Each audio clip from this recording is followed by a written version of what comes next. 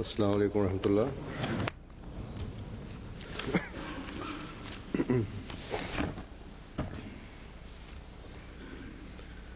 اشہد ان لا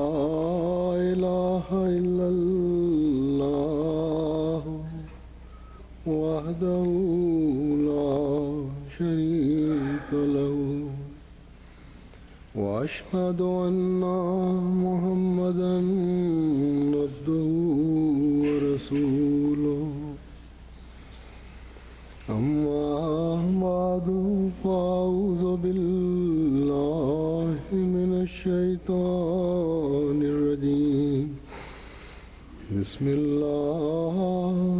الرحمن الرحیم الحمد للہ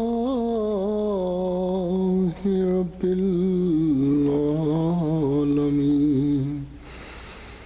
الرحمن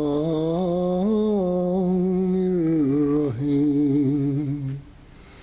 مالک یوم الدین ایاک نعبد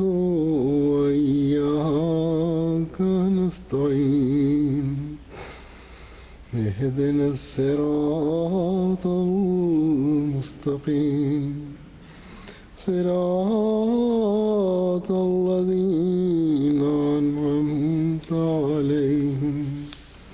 غير المغضوب عليهم ولا الضالين ربنا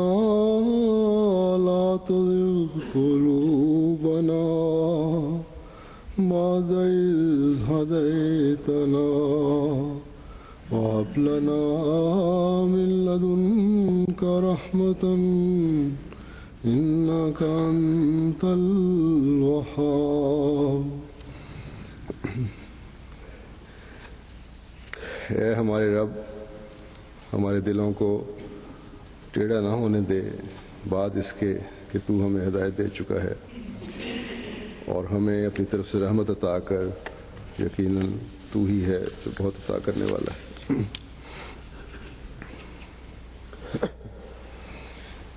یہ آیت جو میں نے تلاوت کی ہے اس کا ترجمہ بھی آپ نے سنا۔ اس میں اللہ تعالیٰ کی صفت وہاب کا واسطہ دے کر اپنے دین کی مضبوطی کی دعا مانگی گئی ہے۔ ایک تو یہ کہ زمانے کے امام کو ماننے کی جو ہمیں توفیق دی، حضرت صلی اللہ علیہ وسلم کی پیش گوئی کی تصدیق کرنے کی جو ہمیں اے اللہ تو نے توفیق دی۔ اے اللہ تو نے اپنے پیاروں کی دعاؤں کو قبول کرتے ہوئے حضرت صلی اللہ علیہ وسلم کی امت میں آخرین میں جو حضرت صلی اللہ علیہ وسلم کا غلام صادق مبعوث فرما کر ہمیں اپنے فضل اور رحم سے اس کی جماعت میں شامل ہونے کی توفیق عطا فرمائی، اور پھر حضرت صلی اللہ علیہ وسلم جو اے اللہ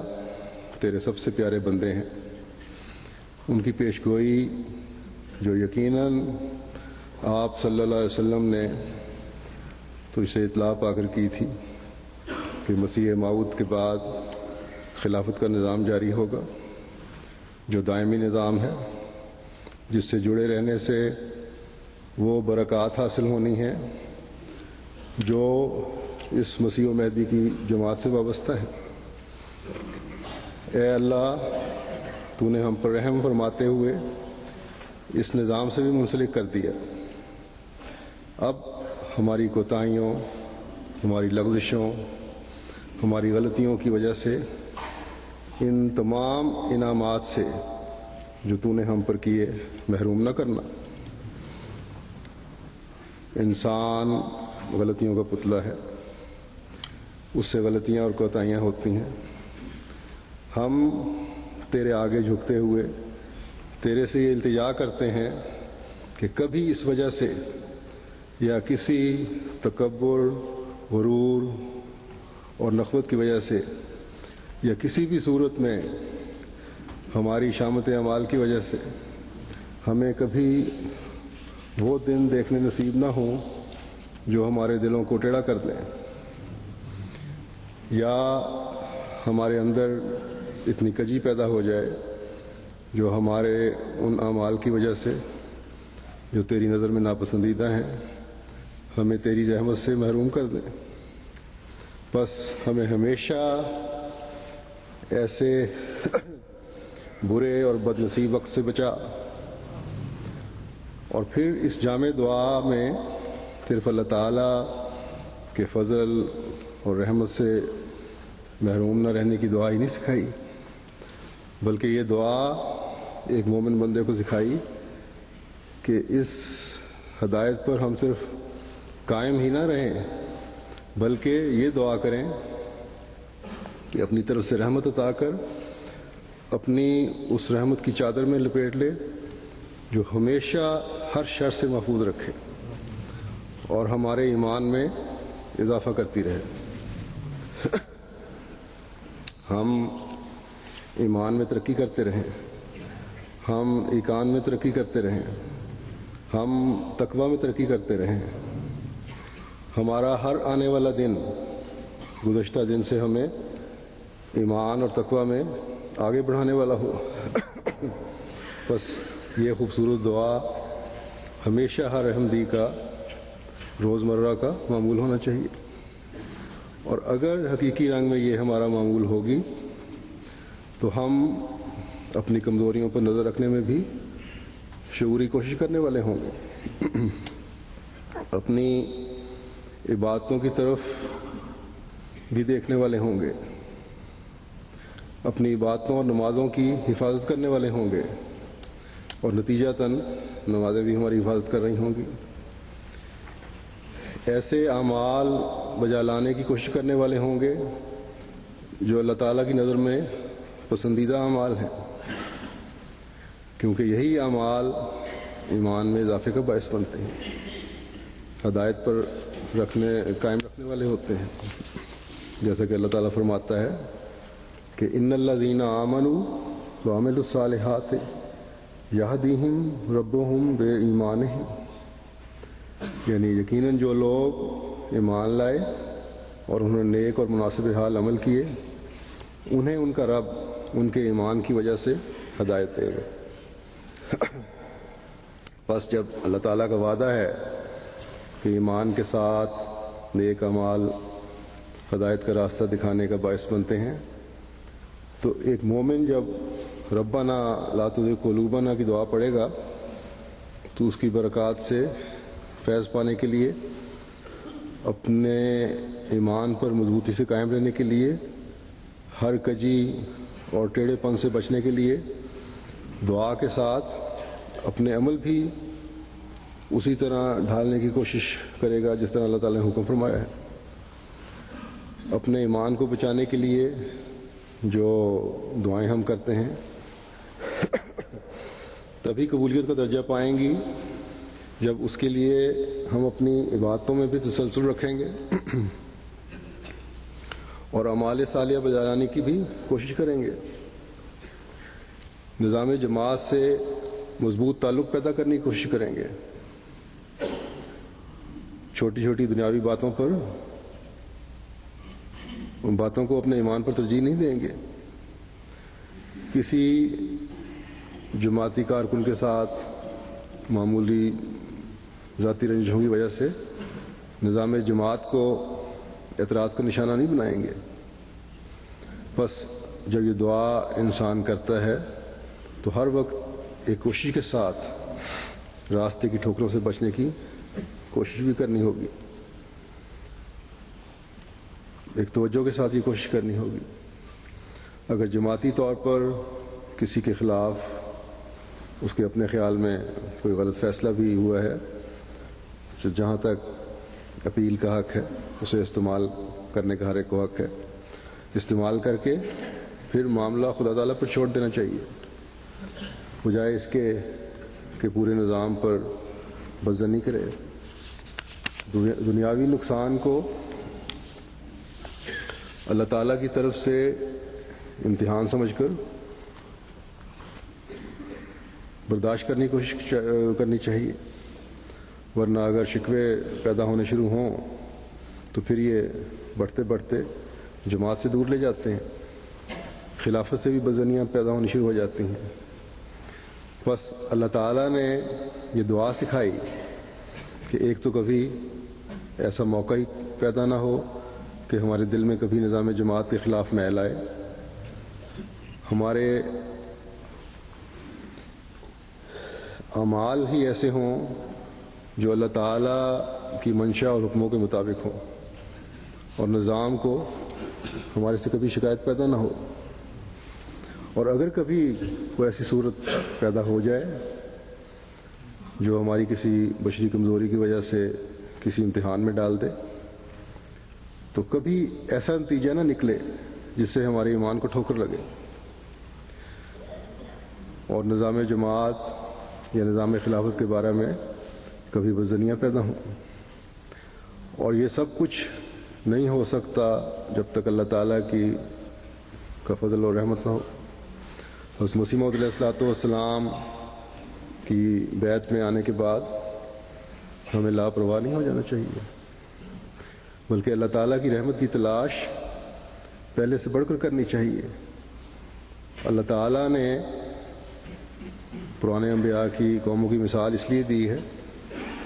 کہ وہ بھی یہ سمجھتے تھے کہ ہم نے مان لیا، اب آئندہ ہمیں کسی ہدایت کی ضرورت نہیں ہے۔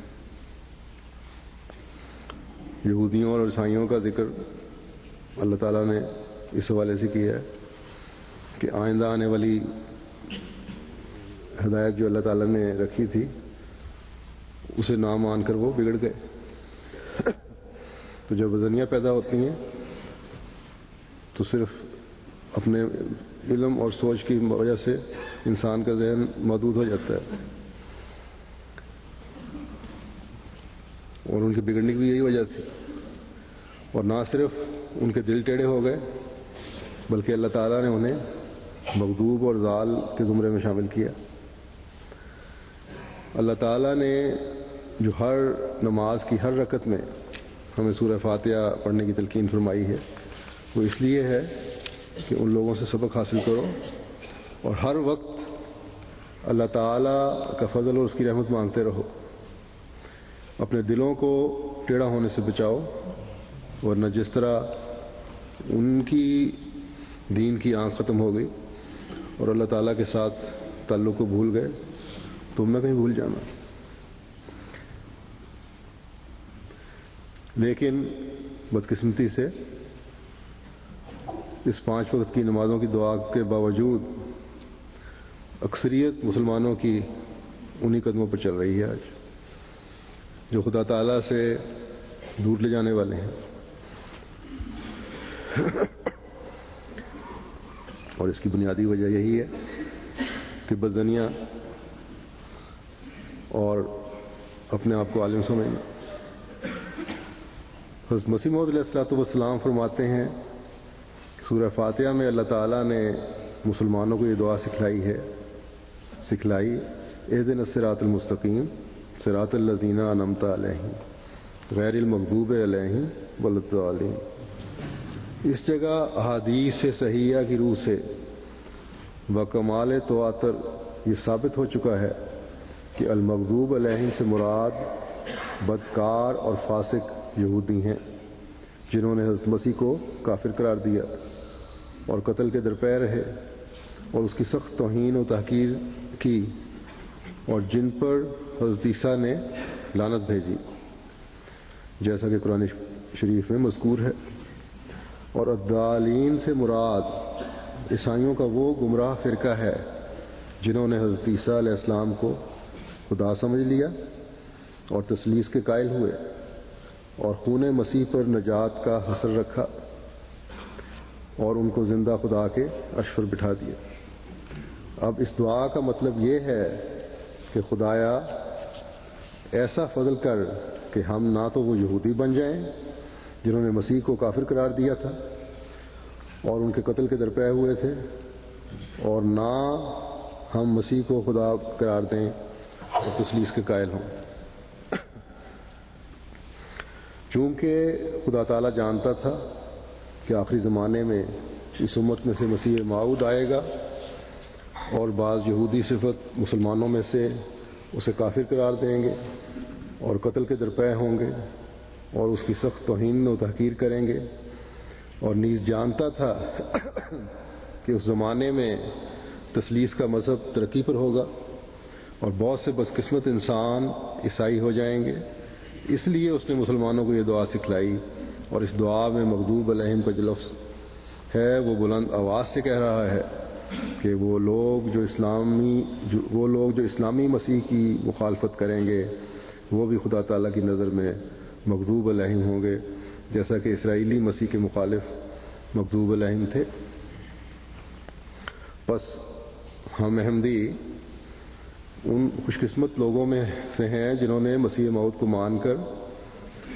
مغضوب علیہم بننے سے بچنے کی دعا بھی اپنے حق میں قبول ہوتے دیکھی، اور الضالین سے بچنے کی دعا بھی اللہ تعالیٰ نے ہمارے حق میں قبول فرمائی کہ ہم خدا واحد کی عبادت کرنے والے ہیں۔ اللہ تعالیٰ ہمیشہ ہمیں اس پہ قائم رکھے۔ لیکن اللہ تعالیٰ کا یہ حکم کہ دعا کرو، کبھی دل ٹیڑھے نہ ہوں اور کبھی مغضوب علیہم اور ضالین میں شامل نہ ہوں، پڑھنے کا مستقل حکم ہے۔ اس لیے ہر احمدی کو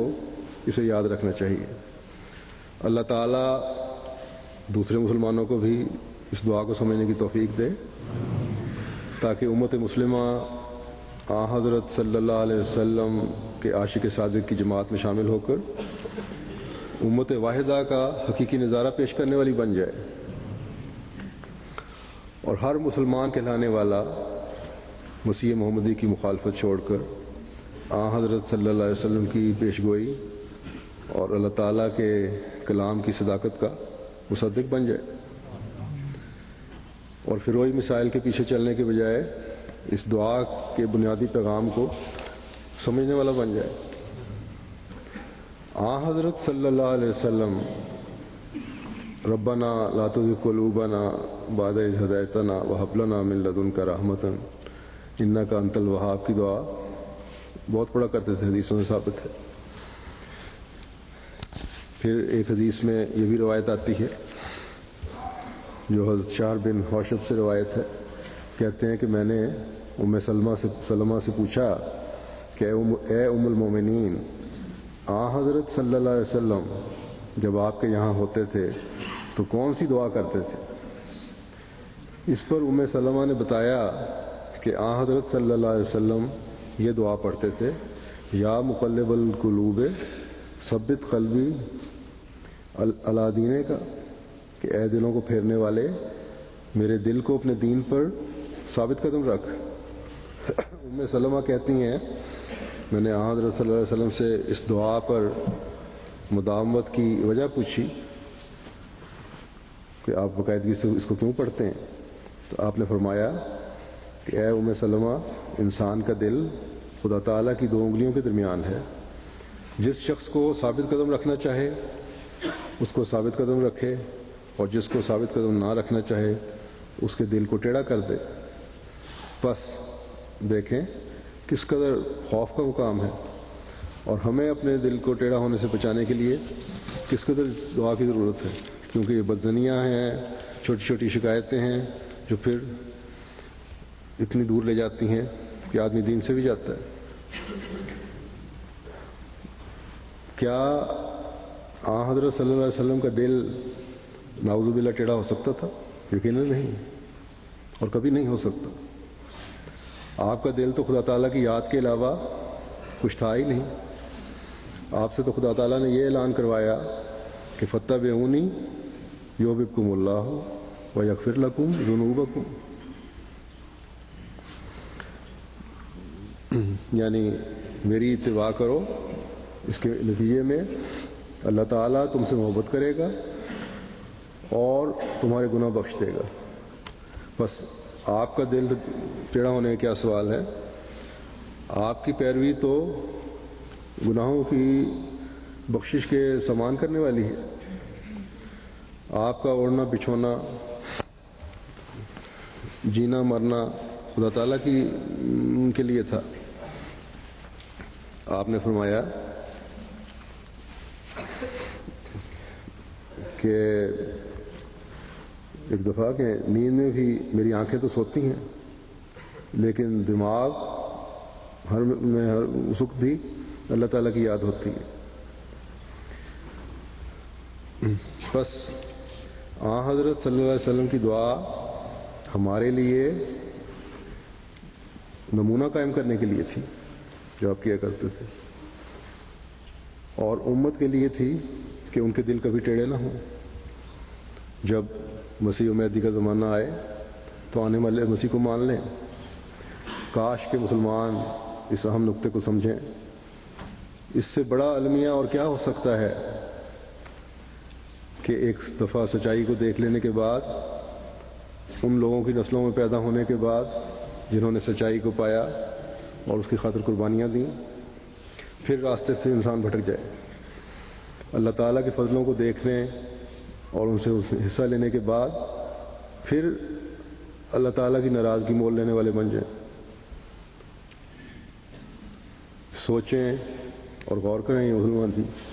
اور ہر ایک، اور آج کل بھی دیکھ لیں حالات، کیا مسلمانوں کے حالات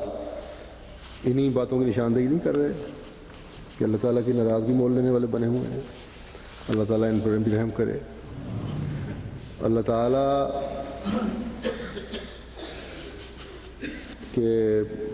فضل سے حضرت ابراہیم علیہ السلام اور حضرت اسماعیل علیہ السلام اور حضرت صلی اللہ علیہ وسلم کی دعاؤں کی قبولیت کے نشان کے طور پر جو مسیح موعود آیا، اس کو مسلمان اس لیے نہیں مانتے کہ اب ہمیں کسی ہادی کی ضرورت نہیں ہے. دراصل یہ آج کل کے نام نہاد علماء اور مولوی کے مفاد میں نہیں کہ امت مسلمہ مسیح موعود کو مان لیں، کیونکہ ان کی دکانداری ختم ہوتی ہے اس سے. اور بہانہ یہ ہے کہ حضرت صلی اللہ علیہ وسلم کے بعد کوئی نبی یا مسلم نہیں آ سکتا، کیونکہ آپ کی خاتمیت نبوت پر حرف آتا ہے. پھر کہتے ہیں کہ قرآن کریم ہمارے سامنے ہے، ہمیں کسی مسیح مہدی یا مسلم کی ضرورت نہیں. لیکن اس کے ساتھ ہی، جیسے پہلے بھی ایک دفعہ میں اس کافی تفصیل سے روشنی ڈال چکا ہوں، خلافت کی ضرورت کا یہ انکار نہیں کرتے. لیکن جاہل یہ نہیں سمجھتے کہ مسیح موعود کے بغیر خلافت کا کوئی تصور پیدا ہو ہی نہیں سکتا. اور مسیح موعود کا آپ کی امت میں سے آنا ہی، حضرت صلی اللہ علیہ وسلم کی امت میں سے آنا ہی حضرت صلی اللہ علیہ وسلم کے خاتم النبیین ہونے کا ثبوت ہے. لیکن ان لوگوں کو قرآن سمجھنے کا دعویٰ تو ہے، لیکن یہی چیزیں ان کو سمجھ نہیں آتی اور نہ ہی سمجھ سکتی ہیں. یہیں ان کا قرآن کریم ہمارے سامنے ہمیں کسی ہاتھی کی ضرورت نہیں، اس بات کا پول کھل جاتا ہے. قرآن کریم بھی انہی پر کھلتا ہے یا انہی پر اس کی تعلیم روشن ہوتی ہے جو اللہ تعالیٰ کے چنیدہ ہوں. اور اس زمانے میں حضرت مسیح موعود علیہ الصلوۃ والسلام ہی اللہ تعالیٰ کے وہ چنیدہ ہیں جنہوں نے قرآن کریم کے اسرار ہمیں کھول کر بتائے، ان راستوں کی نشاندہی کی جن سے اس کا فہم حاصل ہو سکتا ہے. حضرت مسیح موعود علیہ الصلوۃ والسلام فرماتے ہیں کہ دینی علم اور پاک معارف کو سمجھنے اور حاصل کرنے کے لیے پہلے سچی پاکیزگی کا حاصل کر لینا اور ناپاکی کی راہوں کو چھوڑ دینا ازبز ضروری ہے. اسی واسطے اللہ تعالیٰ نے قرآن کریم میں فرمایا ہے لا یمسہ الا المطہرون، یعنی خدا کے ہی پاک کتاب کے اسرار کو وہی لوگ سمجھتے ہیں جو پاک دل ہیں اور پاک فطرت اور پاک عمل رکھتے ہیں.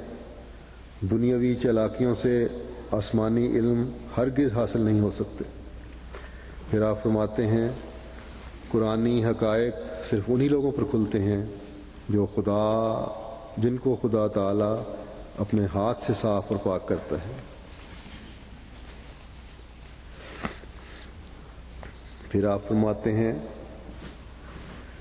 کہ کہتے ہیں کہ ہم کو مسیح و مہدی کی کوئی ضرورت نہیں، بلکہ قرآن ہمارے لیے کافی ہے اور ہم سیدھے راستے پر ہیں، حالانکہ جانتے ہیں کہ قرآن ایسی کتاب ہے کہ سوائے پاکوں کے اور کسی کی فہم اس تک نہیں پہنچتی۔ اس وجہ سے ایک ایسے مفسر کی حاجت پڑی کہ خدا کے ہاتھ نے اسے پاک کیا ہو اور بینا بنایا ہو۔ بس اس زمانے میں حضرت مسیح موعود علیہ الصلوۃ والسلام ہی ہیں جن کو خدا تعالیٰ نے اپنے ہاتھ سے پاک کیا اور صاف کیا اور فہم قرآن عطا فرمایا ہے۔ بس یہ لوگ جتنا بھی زور لگا لیں مسیح موعود کی مخالفت کر کے، کبھی یہ قرآن کریم کے اسرار کو سمجھ نہیں سکتے، اور جتنی بھی دعائیں کر لیں جب تک مسیح موعود کو ماننے کی طرف عملی قدم نہیں اٹھائیں گے ان کے دل ٹیڑے رہیں گے۔ بس ان کی حالت دیکھ کر جہاں ہمیں احمدی ہونے پر اللہ تعالیٰ کا شکر گزار ہونا چاہیے، وہاں ہمیشہ ہر قسم کے ٹیڑھ سے بچنے کے لیے دعائیں بھی کرتے رہنا چاہیے۔ اور جوں دنیا مادیت کی طرف بڑھ رہی ہے اور خدا تعالیٰ کو بھول رہی ہے، پہلے سے بڑھ کر یہ دعا کرنی چاہیے کہ اللہ تعالیٰ ہمیں اس انعام کی برکت سے کبھی محروم نہ کرے، ہمیشہ ہمیں ثبات قدم عطا فرمائے اور ہمارے ایمان کو اپنی رحمت سے بڑھائے۔ رحمت عطا ہونے کی دعا بھی اللہ تعالیٰ نے ہی سکھائی ہے، اور اللہ تعالیٰ کی رحمت انہی کو ملتی ہے جو اللہ تعالیٰ کے عبادت گزار اور ایمان میں بڑھنے کی کوشش کرنے والے ہیں۔ حضرت مسیح موعود علیہ الصلوۃ والسلام فرماتے ہیں کہ قرآن شریف میں ایک جگہ فرمایا ہے وَكَانَ بِالْمُؤْمِنِينَ رَحِيمًا، یعنی خدا تعالیٰ کی رحیمیت صرف ایمانداروں سے خاص ہے، جس سے کافر کو یعنی بے ایمان اور سرکش کو حصہ نہیں۔ پھر فرمایا جو مومنین سے رحمت خاص متعلق ہے ہر جگہ اس کو رحیمیت کی صفت سے ذکر کیا ہے۔ فرمایا اِنَّ رحمت اللہ قریب من المحسنین، یعنی رحیمیت الہی انہی لوگوں سے قریب ہے جو نیکوکار ہیں۔ پھر ایک اور جگہ فرمایا ہے ان الذین آمنوا والذین ہاجروا وجاہدوا فی سبیل اللہ اولئک یرجون رحمت اللہ واللہ غفور الرحیم، یعنی جو لوگ ایمان لائے اور خدا کے لیے وطنوں سے یا نفس پرستیوں سے جدائی اختیار کی اور خدا کی راہ میں کوشش کی، وہ خدا کی رحیمیت کے امیدوار ہیں، اور خدا غفور اور رحیم ہے، یعنی یہ اس کا فیضان رحیمیت ضرور ان لوگوں کے شامل حال ہو جاتا ہے کہ جو اس کے مستحق ہیں، کوئی ایسا نہیں جس نے اس کو طلب کیا اور نہ پایا۔ بس یہاں پھر واضح ہو گیا کہ رحمت بے شک اللہ تعالیٰ کی طرف سے آتی ہے، لیکن آتی ان کو ہے جو ایمان میں بڑھنے کی کوشش کرتے ہیں اور محسنین میں شامل ہونے کی جستجو کرتے ہیں۔ اور محسنین کون ہیں؟ محسنین وہ ہیں جو نیک اعمال بجا لانے والے ہیں۔ بس اللہ تعالیٰ کی رحمت کو جذب کرنے کے لیے دعاؤں کے ساتھ ہر قسم کے ٹیڑھ سے بچنے کی کوشش کی بہت زیادہ ضرورت ہے، اور نہ صرف ٹیڑھ سے بچنے کی کوشش ہے بلکہ محسنین میں شامل ہونے کی کوشش کی بھی ضرورت ہے۔ جو نیک اعمال بجا لانے کی کوشش کرتے ہیں، ایسے لوگ جو نیک اعمال بجا لانے کی کوشش کرتے ہیں وہی محسنین ہیں، اور پھر صرف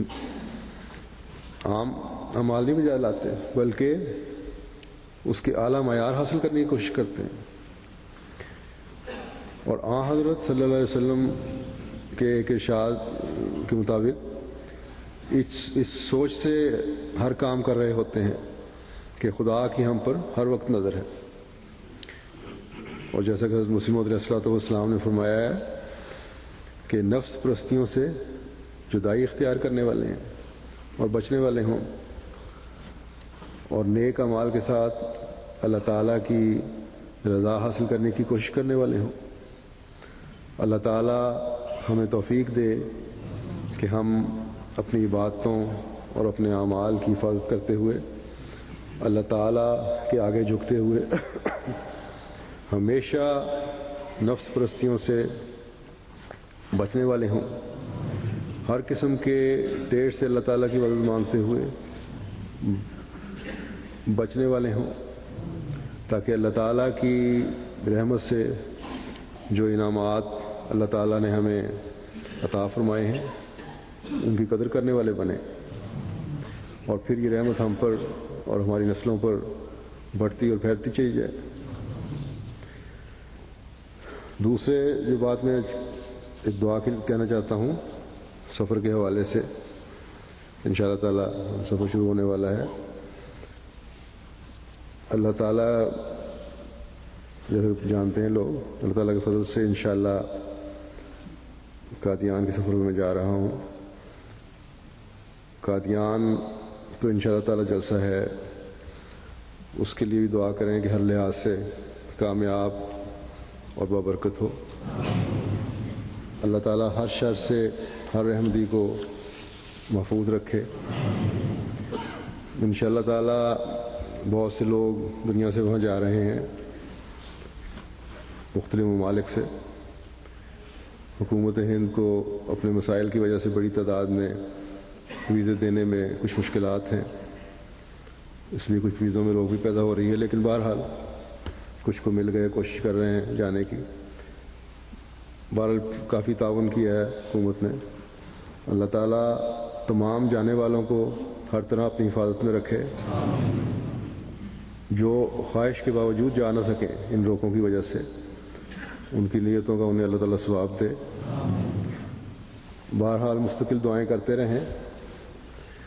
جانے والے بھی اور نہ جانے والے بھی، کہ اللہ تعالیٰ حاسدوں اور شریروں کی سے ہر وقت بچائے، کیونکہ ان لوگوں کی نظر تو ہر وقت جماعت پر رہتی ہے۔ اور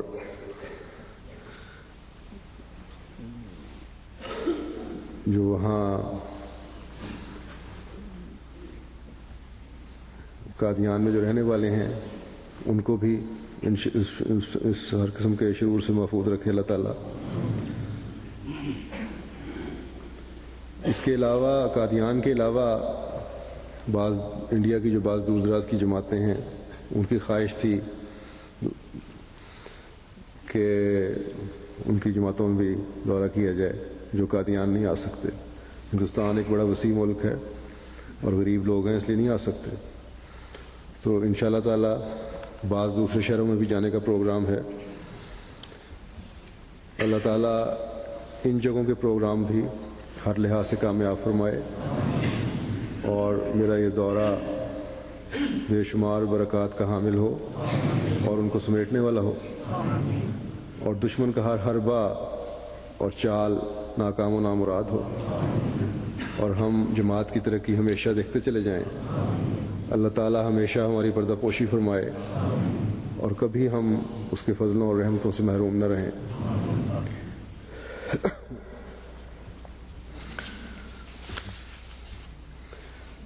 اس کے علاوہ ابھی جمعے کے نمازوں کے بعد میں 2 جنازے بھی پڑھاؤں گا۔ ایک جنازہ تو ہمارے درویش بھائی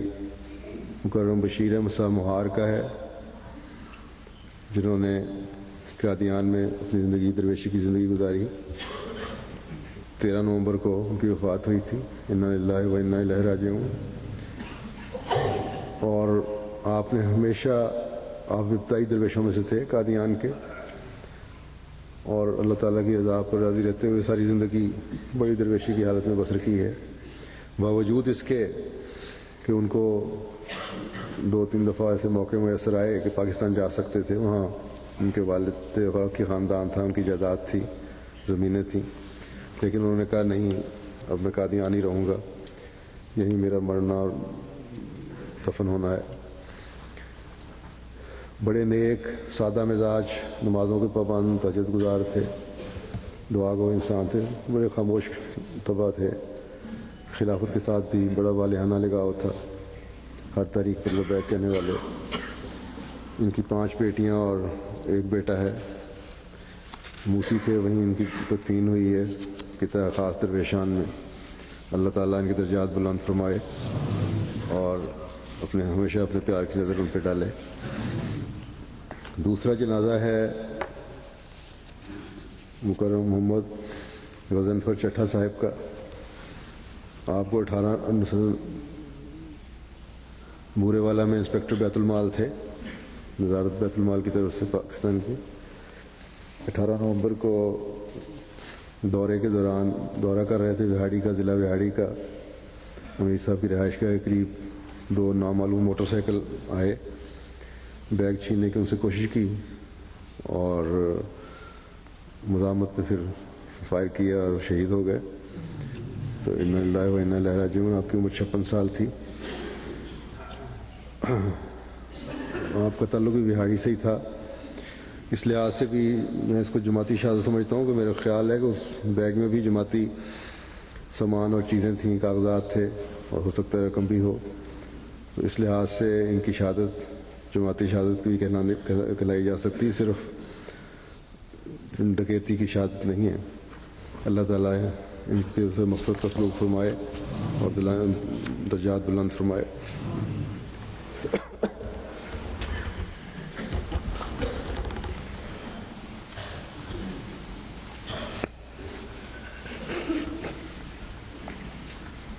الحمد للہ نحمده